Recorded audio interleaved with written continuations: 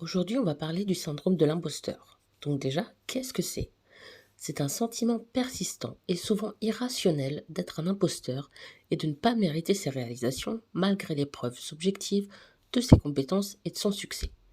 Ça touche plus particulièrement les professionnels, les étudiants par exemple aussi, et même les parents.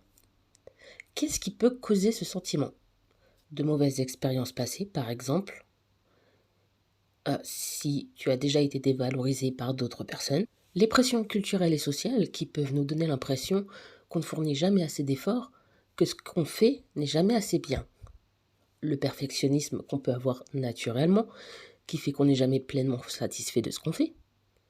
Le fait de se comparer avec des personnes très performantes. C'est sûr que si tu débarques dans un nouveau travail ou que tu es un jeune parent et que tu te compares à d'autres personnes qui ont de l'expérience, qui s'en sortent mieux, ça peut te conduire à te dévaloriser alors que tu n'as qu'une image extérieure. Tu ne vois pas tous les efforts qu'eux-mêmes ont dû fournir, toutes les expériences qu'eux-mêmes ont dû vivre. Et ça peut aussi venir de traits de personnalité tels que la névrose ou une autocritique très prononcée. Donc comment on se sent quand on est atteint du syndrome de l'imposteur? Pour résumer, si on peut dire ça, on en vient à douter de soi, de ses propres capacités. On a l'impression de ne pas mériter son poste, par exemple. On a l'impression de mentir à ses collègues, parce que si tes collègues te disent «Waouh, là ce que tu as fait, c'est génial, la proposition que tu as faite, elle est vraiment unique», peu importe le compliment en fait, tu as l'impression de ne pas le mériter, d'être une fraude, ce qui rajoute en plus un sentiment de culpabilité. Étant donné que tu doutes de toi-même et de tes capacités, tu as l'impression que ton évolution professionnelle n'est pas due à tes propres compétences, mais seulement à un coup de chance ou à des aides extérieures. Donc tu vas forcément vouloir te pousser encore plus, devenir encore plus perfectionniste. Tu peux même en arriver à sacrifier ton bien-être pour travailler davantage, ce qui va forcément finir en surmenage à un moment ou à un autre. Parce que tu ne te sens pas à la hauteur, peu importe ce que tu fais. Ça peut aussi conduire à s'isoler, parce qu'on a peur que quelqu'un puisse découvrir notre, entre guillemets, secret.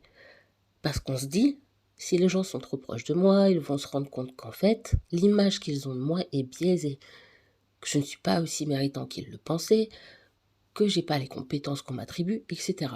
Donc, peur de ne pas être à la hauteur, évidemment. Et du coup, on va s'aborder nos propres chances de réussite parce qu'on va avoir tendance à s'effacer pour qu'un autre collègue prenne notre place, parce qu'on estime que ce collègue-là a beaucoup plus de mérite que nous, à tort ou à raison, mais dans tous les cas, on ne se donne même pas la chance d'essayer. Parce qu'on est trop exigeant avec soi-même, qu'on a un grand manque d'estime de soi et qu'on a tellement peur de l'échec qu'on préfère ne même pas essayer. Donc forcément, ça augmente le taux d'anxiété parce qu'on a l'impression de devoir se cacher tout le temps, de devoir sauver la face. On a l'impression que notre équipe ne croit pas en nous, ou au contraire, qu'elle croit en une fausse image de nous, ce qui fait que vraiment, on va essayer de s'effacer et au final, on va étouffer notre propre créativité et tout ce qui fait de nous une personne unique. On va essayer de rentrer dans une sorte de moule sociétal en se disant il faut absolument que je corresponde à ça parce que sinon ça veut dire que je ne vaux rien. Donc comment échapper au syndrome de l'imposteur? C'est plus facile à dire qu'à faire parce que c'est quelque chose de vraiment psychologique et d'inconscient. Même quand on sait qu'on souffre de ce syndrome, quand on s'en rend compte ou que quelqu'un nous aide à avoir le déclic, c'est tellement ancré en nous que s'en détacher, c'est quelque chose de très difficile. C'est pas impossible, mais ça va demander beaucoup d'efforts. Mais ça en vaut la peine parce que une fois que tu auras repris confiance en toi, en tes capacités, forcément, tu seras beaucoup plus heureux, beaucoup plus productif, plus créatif. Tu seras toi-même, tout simplement. Donc, que faire? Pour commencer, il ne faut se baser que sur des faits, des chiffres par exemple. Si tu travailles dans une entreprise, ça peut être le rendement, le quota, le chiffre d'affaires. C'est des choses concrètes où il n'y a pas de côté humain dedans et qui par conséquent ne peuvent pas être biaisées et dont tu ne peux pas nier l'existence et la véracité. Tu peux évidemment parler de ton état de pensée à d'autres gens pour obtenir un soutien. Bien sûr, c'est pas pour que la personne ton sens encore plus en te disant mais regarde, t'es pas un imposteur, regarde tout ce que tu as fait jusqu'à présent. Parce qu'au final, tu vas retomber dans le même schéma. Tu vas pas croire cette personne parce que pour toi, son jugement est biaisé. Donc ce qu'il te faut, c'est en fait un soutien qui soit aussi objectif que possible pour que tu puisses pas te trouver d'excuses. Donc ça va t'aider à recadrer tes pensées. Ce que tu peux faire aussi, c'est te trouver un mentor. Prendre peut-être exemple sur certains collègues qui, eux, vont avoir confiance en eux. Tu peux demander des clarifications sur la tâche à effectuer, ce qui fait que, comme ça, tu as toutes les étapes de ce qu'il y a à faire. Donc tu vas les faire et tu pourras pas te dire que tu as réussi grâce à un coup de chance. Non, tu auras réussi parce que, certes, on t'aura dit quoi faire, mais aussi parce que tu as les compétences pour tout mener à bien par toi-même. Donc c'est un processus pendant lequel il faut surtout pas s'isoler, il faut garder le contact avec ses collègues, parce que mine de rien, tu as besoin des autres pour prendre conscience de ta propre valeur. Alors oui, c'est un peu paradoxal, faut pas passer son temps à se comparer aux autres, parce que c'est très malsain, mais pour autant, ne se comparer à personne, c'est pas bien non plus. En gros, il faut trouver un juste milieu pour que les gens te permettent de voir ta propre valeur, que tu ne te sous-estimes pas, mais que tu ne te surestimes pas non plus. Dans tous les cas, il faut que tu découvres tes véritables limites. Et pour échapper au syndrome de l'imposteur, tu peux aussi déléguer davantage, demander de l'aide. Parce que vu que tu as tendance à te sacrifier, à te surmener, si tu délègues, tu vas pouvoir donner plus d'énergie à une seule tâche précise plutôt que de t'éparpiller. Ça va aussi t'aider à souffler, à prendre du recul. Comme je le disais au début, le syndrome de l'imposteur ne touche pas que le monde du travail. Ça marche aussi par exemple lorsqu'on est étudiant et qu'on va comparer ses résultats avec ceux des autres. Il y a des élèves qui ont plus ou moins de facilité. Pour donner un exemple concret, si tu es un élève qui a des capacités d'apprentissage ou de compréhension naturelle, une grande mémoire, tu peux avoir l'impression d'être un imposteur si tu obtiens de très bonnes notes alors que tu n'as pas fourni un grand effort pour réviser.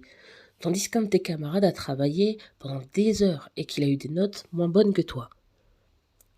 Tu peux en arriver à te dire qu'en fait, cette personne est beaucoup plus méritante que toi parce qu'elle travaille pour réussir, alors que toi, tu as l'impression de ne rien avoir fait pour mériter une bonne note.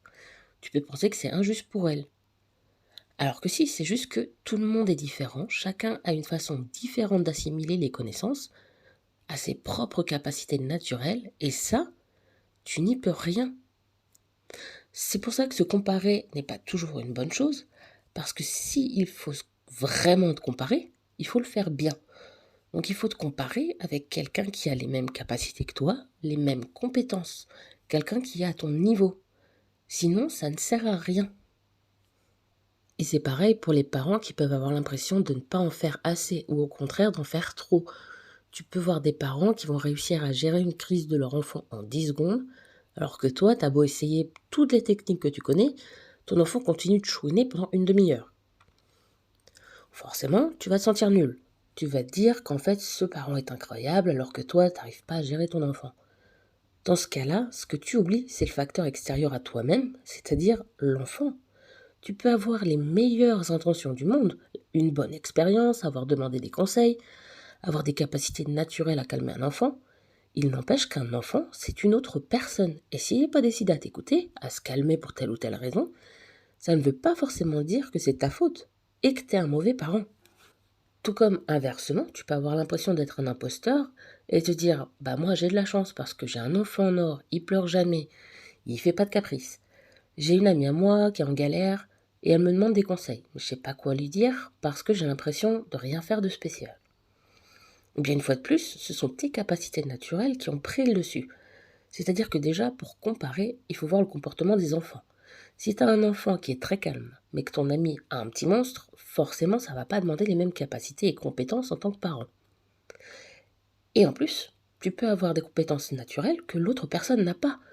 Tu peux avoir une grande patience, une grande empathie par exemple, alors que ton ami n'en a pas. Évidemment, ça joue énormément, mais tu t'en rends pas compte parce que tu n'arrives pas à avoir un point de vue extérieur de toi-même.